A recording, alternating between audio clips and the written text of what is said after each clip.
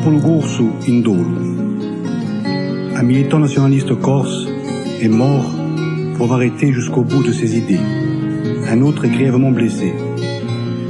Nous nous inclinons devant leur sacrifice et devant la douleur des familles. Nous tenons à réaffirmer que pour nous, nationalistes corses, il n'y a qu'une seule violence en Corse, celle de l'État colonialiste français. C'est parce que celui-ci refuse d'apporter une solution politique au problème corse, refuse d'appliquer une véritable politique décolonisatrice, que les meilleurs de nos frères choisissent la voie de l'engagement le plus difficile, celle allant jusqu'au sacrifice de leur vie. Les organisations nationalistes appellent le peuple corse à rendre un dernier hommage dans l'honneur et la dignité à l'un de ses fils, Stefano Gardi, mort pour que son peuple vive. Ascoltami Taracorza, udinanto a te mortu, un udito figlioli, parato libertà, ed utavi arattu a sospirenza, mortuto figliolo.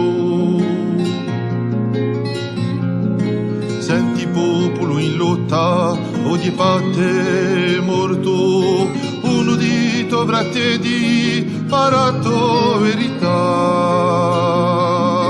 ed si ne è andato in santa pace, mortuto fratello.